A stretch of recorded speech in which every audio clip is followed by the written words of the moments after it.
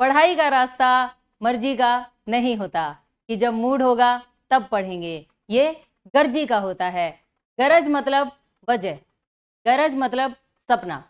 जिसकी आंखों में कुछ बनने का सपना समा गया, उसे कहना नहीं पड़ता कि अब सेट का पेपर है, पढ़ लो। अब हाफ ईयरली एग्जाम आ गए, पढ़ लो। अब फाइनल एग्जाम आ गए, अरे अब तो पढ़ लो। वो खुद ही पढ़ता रहता है अपनी धुन में, और सारी मुसीबतों को पार करके अपने सपने को पूरा करके ही दम लेता है। अभी आपका सपना होना चाहिए इस सेट में 20 आउट ऑफ 20 मार्क्स लेना। तो चलिए थोड़ी सी मेहनत कर लेते हैं आपके इस सपने को पूरा करने के लिए। Welcome to subscribers of target 100 mathematics. और आज मैं लेकर आई हूं क्लास 10 जुलाई 2023 सैंपल पेपर 1। नोटबुक और पेन लेकर ही आपको ये वीडियो देखनी है, तभी आपको ये सभी क्वेश्चंस समझ में आएंगे और ये सारे कंसेप्ट क्लियर हो जाएंगे। ओके, 60 मिनट्स का ये पेपर 20 मार्क्स का है। All questions are compulsory. Question number 1 to 10 1 mark each, 11 and 12 2 marks each, and 13 and 14 carry 3 marks each. Okay, question number 1 to 5 tick mark करना है आपको। 4 ऑप्शंस गिवन है और उनमें से एक सही ऑप्शन पर टिक करना है। फर्स्ट क्वेश्चन, निम्नलिखित में से कौन सी अपरिमेय संख्या नहीं है? Which of the following is not an irrational number? जो संख्याएं अपरिमेय नहीं होती उन्हें क्या कहते हैं? परिमेय संख्या। यानी आपको इन 4 ऑप्शंस में से परिमेय संख्या ढूंढनी है। जो संख्याएं कभी खत्म नहीं होती और कभी रिपीट नहीं होती उन्हें अपरिमेय संख्याएं कहते हैं, यानी इर्रेशनल नंबर। ये तो अपरिमेय संख्या है। ओके, √5 भी अपरिमेय संख्या होती है। √36 36 का वर्गमूल है। इन दोनों नंबर्स की मल्टीप्लाई 42 और 7 + 42 49। और 49 कैसी संख्या है? रेशनल, यानी प्रीमेय संख्या। ओके, तो सी इज करेक्ट आंसर, क्योंकि यहां पर हमें वो संख्या बतानी थी जो अपरिमेय नहीं है। यानी कैसी है? प्रीमेय। और 7 + 7 √36 एक प्रीमेय संख्या है। ओके, नाउ सेकंड क्वेश्चन, यदि द्विघात बहुपद के शून्यकों का योग और गुणनफल गिवन है तो वह द्विघात बहुपद है। हमें पोलिनोमियल इक्वेशन बतानी है, हमें ये क्वाड्रेटिक पोलिनोमियल बतानी है जहां पर सम ऑफ रूट्स और प्रोडक्ट ऑफ रूट्स गिवन है। बिल्कुल ही सीधा सिंपल फॉर्मूला इसमें अप्लाई होगा, x² - सम इंटू x प्लस प्रोडक्ट। सिर्फ आपको सम और प्रोडक्ट की वैल्यू पुट करनी है। तो देखिए, सम की क्या वैल्यू है? -1/4 bracket -1/4 x as it is plus as it is, product की वैल्यू 1/4। थोड़ा सा इसे हम सिंप्लीफाई कर देते हैं। उसके लिए आपको क्या करना पड़ेगा? Minus minus plus, x² + 1/4 x plus 1/4। Okay, अब 4 एलसीएम ले लीजिए और आंसर आ जाएगा। देखिए कैसे, कहाँ ले, यहाँ 4 एलसीएम आ गया। 4 की मल्टीप्लाई x² के साथ क्या बनेगी? 4x² प्लस, जब डिनोमिनेटर और एलसीएम दोनों सेम होते हैं तो न्यूमरेटर एज इट इज आ जाता है, यानी x एज इट इज, यहां भी 1 एज इट इज आ जाएगा। एलसीएम को हटा दिया जाता है और आंसर बनेगा 4x² + x + 1। इन चारों ऑप्शंस में से कौन सा ऑप्शन सही है? ए। तो A is correct answer. Okay, now next question, रैखिक समीकरणों के युग्म दिस एंड दिस का हल होगा। इन दोनों लीनियर इक्वेशंस का सॉल्यूशन बताना है हमें। किस टाइप का होगा? एक हल, कोई हल नहीं, अपरिमित अनेक हल, या इनमें से कोई नहीं। यहां भी एक बिल्कुल ही सिंपल सा फॉर्मूला लगता है। कौन सा? आपको चेक करना है a1/a2, b1/b2, और C1/C2 के बारे में। इन तीनों टर्म्स की वैल्यूज अगर तीनों ही इक्वल आ जाती हैं तब अलग आंसर होता है, पहली दोनों ही टर्म इक्वल नहीं आती तब अलग आंसर होता है। तो पहले हम चेक कर लेते हैं कि इन वैल्यूज का आंसर क्या आएगा। A1 क्या होता है? x का कोफिशिएंट। यहां पर x का कोफिशिएंट कुछ नहीं लिखा होता तो 1 माना जाता है, यानी मेरे पास A1 की वैल्यू 1 है, B1 की वैल्यू -2 और C1 की वैल्यू ये 3। Okay, now A2 second equation में A2 की क्या वैल्यू है? 3,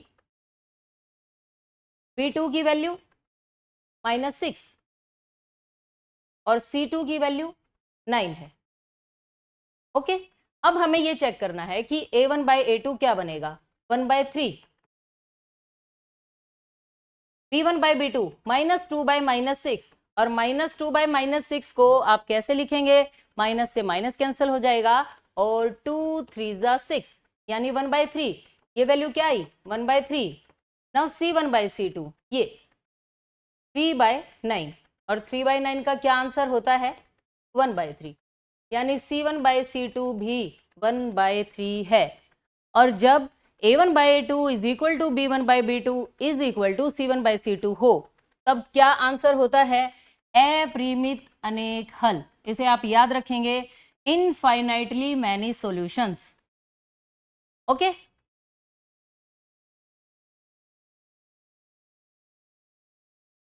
अब देखिए, अगर A1/A2 not equal to B1/B2 आता तब इस सवाल का क्या आंसर होता? अद्वितीय एक हल। ओके, यानी वन सॉल्यूशन, यूनिक सॉल्यूशन होता है अद्वितीय एक हल। अगर पहली दोनों टर्म्स इक्वल आ जाएं, A1/A2 is equal to B1/B2 not equal to C1/C2, अगर ये टर्म मैं यहां लिख देती हूं, A1/A2 इक्वल आ जाए B1/B2 नॉट इक्वल C1/C2, इस केस में होता है कोई हल नहीं। अपरिमित अनेक हल के लिए सभी टर्म्स इक्वल होनी चाहिए। Okay, now next question, question number 4। द्विघात समीकरण के दो भिन्न वास्तविक मूल होंगे। Quadratic equation this has two distinct real roots. ये जो डिस्टिंक्ट रियल रूट्स होते हैं ये d पर डिपेंड करते हैं और d की क्या वैल्यू होती है? b² - 4ac। टू डिस्टिंक्ट, दो अलग अलग आंसर तब आते हैं जब d की वैल्यू ग्रेटर देन 0 हो, यानी b² - 4ac ग्रेटर देन 0। तो a इज करेक्ट। अगर d की वैल्यू 0 के इक्वल हो जाती है तो जो आंसर्स आएंगे, जो रूट्स आएंगे वो भी इक्वल आएंगे, और अगर d की वैल्यू लेस देन 0 हो जाती है तो कोई वास्तविक मूल नहीं होता, यानी no real roots. Okay, question number 5। क्या -1.5 किसी घटना की प्रायिकता हो सकती है? बिल्कुल नहीं हो सकती, क्योंकि हमें पता है कि प्रोबेबिलिटी ना तो कभी माइनस की होती है, ना ही 1 से ज्यादा होती है, ना ही 0 से कम। प्रोबेबिलिटी हमेशा 0 और 1 के बीच में लाई करती है, हमेशा याद रखना इस बात को। तो ये इस सवाल का आंसर क्या होगा? नो। मान लीजिए अगर ये यहां से माइनस को हटा देता और आपसे पूछता क्या ये किसी इवेंट की प्रोबेबिलिटी हो सकती है, तब भी क्या आंसर होता? नो, क्योंकि प्रोबेबिलिटी कभी भी 1 से ज्यादा नहीं होती। ओके, क्वेश्चन नंबर 6 और 7 में ट्रू फॉल्स बताना है। बिल्कुल सिंपल क्वेश्चन है। ये एक पोलिनोमियल है, इसके अधिकतम शून्यक 2 होंगे जहां a नॉट इक्वल टू 0। इस पोलिनोमियल के 2 शून्यक मतलब इसके सिर्फ 2 ही रूट्स होंगे, 2 ही आंसर्स हो सकते हैं, इसने ये कहा है। और ये बात बिल्कुल सही है, क्योंकि किसी भी पोलिनोमियल की जो हाईएस्ट पावर होती है उतने ही उसके रूट्स होते हैं। क्योंकि ये क्वाड्रेटिक पोलिनोमियल है, हाईएस्ट पावर 2 है, तो इसके रूट्स भी कितने होंगे? 2। So this statement is true. Okay. Now next question. रैखिक समीकरणों दिस एंड दिस का हल है। दो इक्वेशंस गिवन है और अच्छी बात यह है कि आंसर भी गिवन है। हमें सिर्फ ये बताना है कि ये स्टेटमेंट ट्रू है या फॉल्स। तो देखिए 3x + 4y is equal to 24 और दूसरी इक्वेशन है x minus y is equal to 1। Answer 4 और 3 गिवन है। इट मीन्स आपको x के प्लेस पर 4 रखना है और y के प्लेस पर 3। तो हम रखकर चेक कर लेते हैं, क्योंकि अगर 4 3 इन दोनों इक्वेशंस का सॉल्यूशन हुआ तो इन दोनों इक्वेशंस को सेटिस्फाई करना चाहिए। x के प्लेस पर 4 रखना है और y के प्लेस पर 3। 3 4 जा 12, 4 3 जा 12, 12 प्लस 12 24। ओके, लेफ्ट साइड आप लेकर चले और राइट साइड आंसर आ गया। x के प्लेस पर 4 लिखा, y के प्लेस पर 3 लिखा और 4 माइनस 3 क्या होता है 1। यानी 4 3 ने इन दोनों इक्वेशंस को सेटिस्फाई कर दिया। तो 4 3 इन दोनों इक्वेशंस का सॉल्यूशन है, hence this statement is true. Okay, now next question, question number 8। Fill up शून्यकों की संख्या बतानी है, नंबर ऑफ जीरोज। बिल्कुल ही सिंपल सा क्वेश्चन है। कोई भी ग्राफ एक्स एक्सिस को जितने टाइम्स टच या कट करेगा वही शून्यकों की संख्या होती है, यानी उतनी ही नंबर ऑफ जीरोज होती हैं। क्योंकि इस ग्राफ ने इस एक्स एक्सिस को सिर्फ एक पॉइंट पर कट किया है, इसलिए नंबर ऑफ जीरोज कितनी होंगी 1। अगर ये ग्राफ ऐसे होता तब नंबर ऑफ जीरोज कितनी होती 3। ओके, और अगर ये ग्राफ ऐसे होता तब नंबर ऑफ जीरोज कितनी होती 1। Okay, now question number 9। बताइए कि नीचे दिए गए रैखिक समीकरणों के युग्म संगत है या असंगत। दो इक्वेशंस गिवन है, हमें बताना है कि इनका कोई आंसर आएगा या नहीं आएगा। संगत का क्या मतलब होता है? संगत का मतलब होता है अगर a1/a2 not equal to b1/b2 हो तब यूनिक सॉल्यूशन होता है और इसे हम क्या कहते हैं संगत। अगर a1/a2 equal b1/b2 equal c1/c2 तब भी दोनों इक्वेशंस के अनेक अपरिमित अनेक हल होने की वजह से इन्हें हम संगत कहते हैं। असंगत होना क्या होता है? जब दोनों इक्वेशंस का कोई हल नहीं होता, और वो कब होता है? जब आप a1/a2 इक्वल b1/b2 को नॉट इक्वल c1/c2 ले आए। ओके, अगर ये कंडीशन है तब होता है कोई हल नहीं, और कोई हल नहीं का मतलब होता है असंगत। ठीक है, अब हम इन दोनों इक्वेशंस को चेक कर लेते हैं कि इन तीनों में से कौन सी कंडीशन पूरी होगी। बताइए, a1 की वैल्यू 3, b1 की वैल्यू 2, c1 की value 5, similarly a2 b2 c2। हम पहले चेक करते हैं a1/a2। a1/a2 की क्या वैल्यू होगी 3/2। b1/b2 की क्या वैल्यू होगी, ये 2 और ये -3, 2/-3। हमने देखा कि a1/a2 इक्वल नहीं है b1/b2 के, हम c1/c2 चेक नहीं करेंगे, यानी सिर्फ यहीं से आपके पास आंसर आ गया। अगर a1/2 not equal to b1/b2 है तब दोनों इक्वेशंस को आप क्या लिखते हैं संगत, यानी consistent. Consistent. Okay, now next question, question number 10। माध्यक ज्ञात करने का हमें फॉर्मूला लिखना है, फॉर्मूला टू फाइंड मीडियन।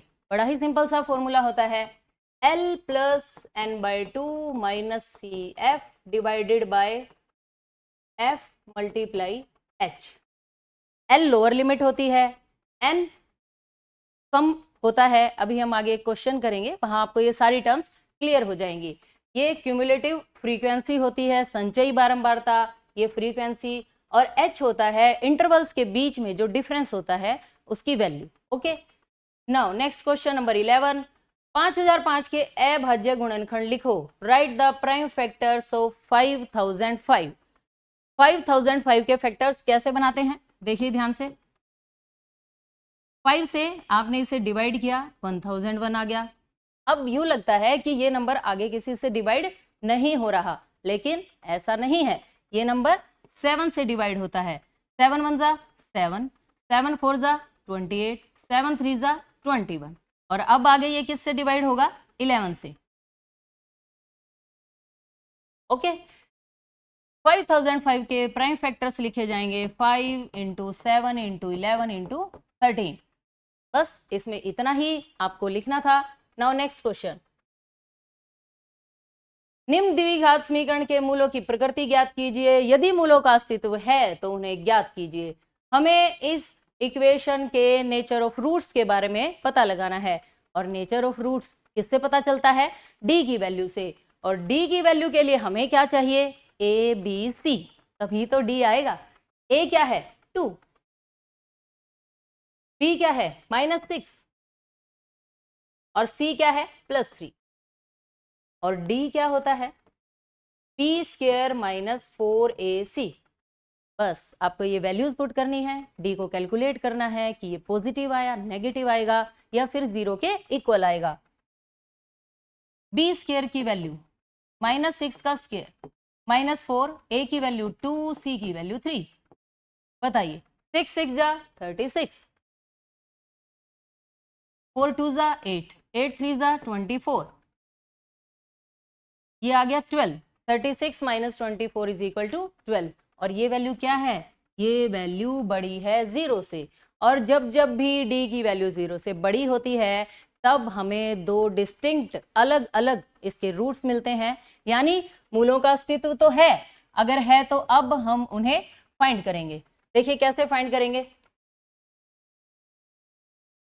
हमारे पास रूट्स फाइंड करने का ये फॉर्मूला होता है, -b + b² - 4ac का √ डिवाइडेड बाय 2a। इसी फॉर्मूले को आप ऐसे भी लिख सकते हैं, √d डिवाइडेड बाय 2a, क्योंकि d की वैल्यू b² - 4ac होती है। अब आपको सिर्फ ये वैल्यूज पुट करनी है। बताइए,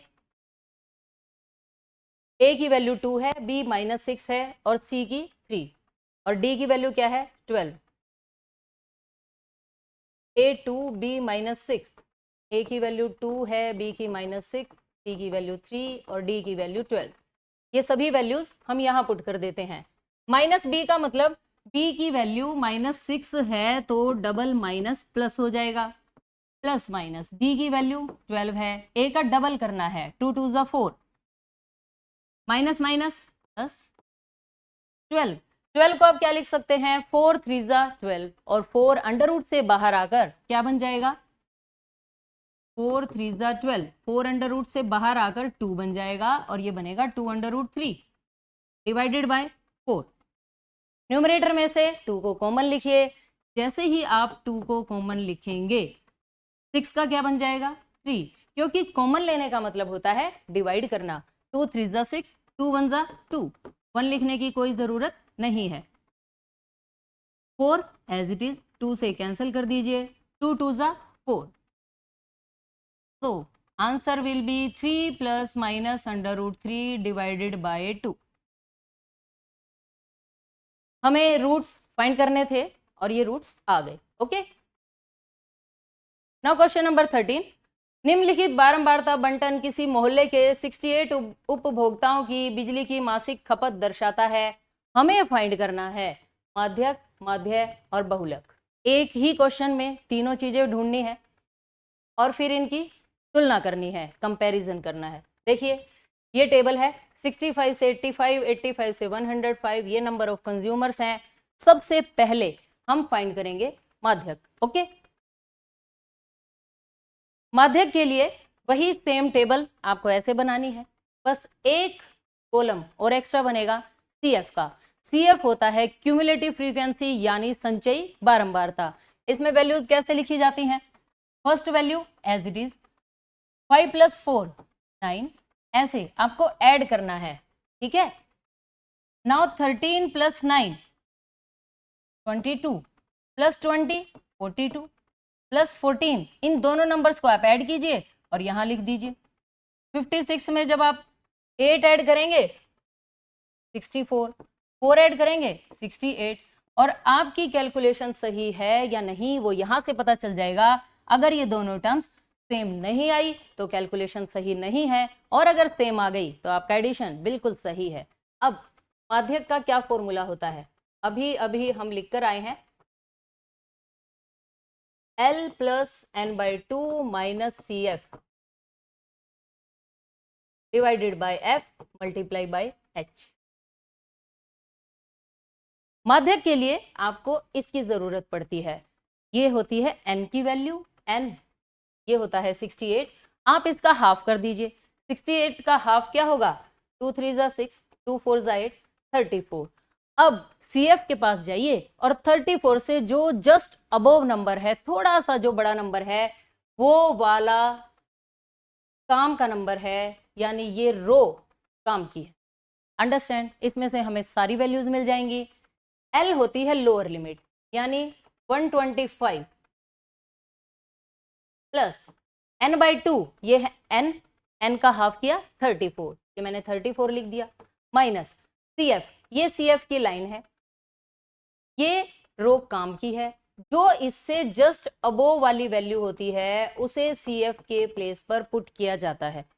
42 ना रख लें आप गलती से, 22 पुट किया जाएगा। F ये लाइन होती है F की, और ये यहीं से आती है जो काम की रो है, इसी में से। मल्टीप्लाई H, 65 और 85 के बीच में 20 का डिफरेंस है, तो ये 20 हम यहां लिखेंगे। अंडरस्टैंड? 125 प्लस 20 इंटू 20 से 20 कैंसिल हो गया, और जैसे ही आप 125 में 12 को ऐड करेंगे आंसर आ जाएगा 137। ये किसकी वैल्यू आ गई? ये वैल्यू आ गई माध्यक की। यानी माध्यक कैलकुलेट करना बिल्कुल ही आसान है। सिर्फ आपने स्टेटमेंट लिखी, एक एक्स्ट्रा कॉलम बनाया CF का, उसमें से काम की रो ढूंढी और वहां से सारी वैल्यूज माध्यक के फॉर्मूले में पुट कर दी। ओके, अब हम फाइंड करते हैं इस क्वेश्चन का माध्य। ये देखिए, same data, same statement. XI को कैसे लिखा जाता है? 65 और 85 का मिड पॉइंट, उसे XI कहा जाता है। यानी 65 प्लस 85 कीजिए और उसे 2 से डिवाइड कर दीजिए। 150 का हाफ 75 होता है। और जब एक बार आपको पहला नंबर पता चल जाए तो जितना डिफरेंस इन दोनों टर्म्स के बीच में है 20 का, वो 20 आप यहाँ ऐड करते चले जाइए। 75 plus 20 95, plus 20 plus plus plus 20 करते हुए ये सारा कॉलम कंप्लीट हो जाएगा। उसके बाद FI और XI की multiply, FI into XI, 4 into 75, 5 into 95, इन सभी की मल्टीप्लाई करके आप यहां लिखेंगे। FI XI का सम इतना, सारे FI का सम 68। ओके, और अब हमें क्या फाइंड करना है? माध्य। माध्य का क्या फॉर्मूला होता है? Summation FI XI divided by summation FI, यानी 9320 डिवाइडेड बाय 68।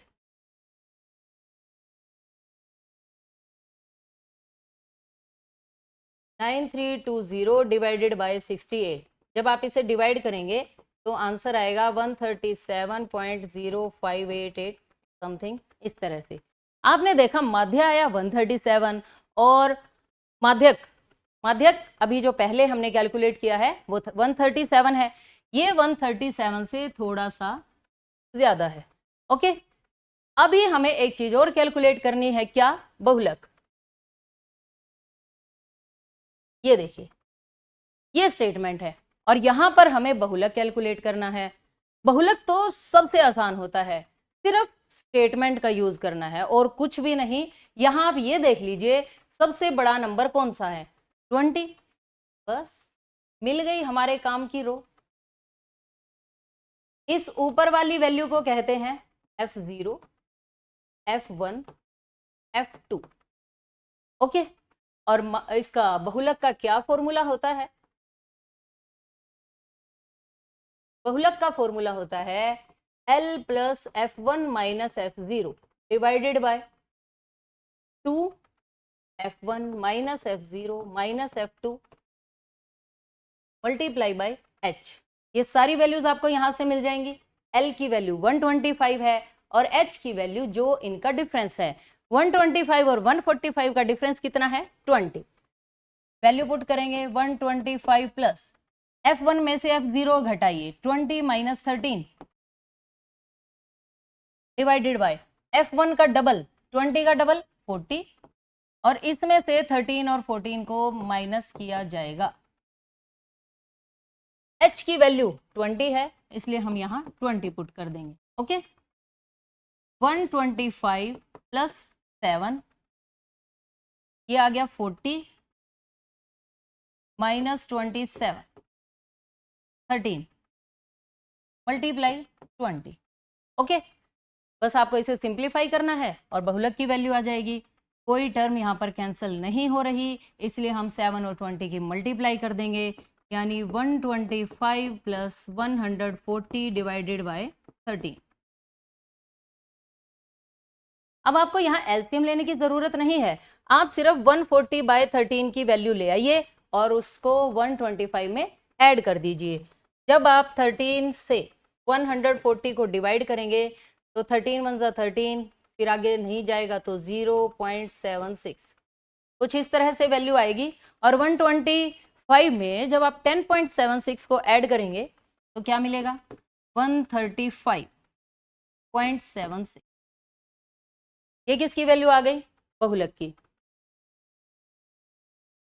माध्य और माध्यक की क्या वैल्यू आई थी, ये देखिए, माध्य है 137 पॉइंट, ये है 135, यानी बहुलक कम है, ये 137, ये टोटल 137 है, यानी माध्यक की ये वैल्यू 137 एग्जैक्ट आई हुई है। माध्य इससे थोड़ा सा इतना पॉइंट अधिक है और बहुलक 135 है। ओके, तीनों की वैल्यूज लिख दी और इसी के साथ ये क्वेश्चन फिनिश हो गया। ये लास्ट क्वेश्चन है प्रायिकता का क्वेश्चन, प्रोबेबिलिटी का, आपका बिल्कुल फेवरेट क्वेश्चन है। देखिए ध्यान से, 5 पत्तों की अच्छी प्रकार से फेंटी गई एक गड्डी में से एक पत्ता निकाला गया है और हमें प्रायिकता बतानी है। ये 4 ऑप्शंस आपके सामने हैं। सबसे पहला, लाल रंग का बादशाह। अब बताइए, लाल रंग का बादशाह, लाल रंग के कितने कार्ड होते हैं, टोटल कार्ड्स कितने होते हैं, 52। ओके, उसमें से 26 रेड होते हैं और 26 ब्लैक होते हैं। अब हमें लाल रंग, रेड कलर का किंग चाहिए। अब रेड कलर के किंग कितने होते हैं, रेड कलर के किंग तो सिर्फ 2 ही मिलेंगे, क्योंकि ये आगे 13 और 13 कार्ड्स में डिवाइड हो जाते हैं। ये 13 ऐसे,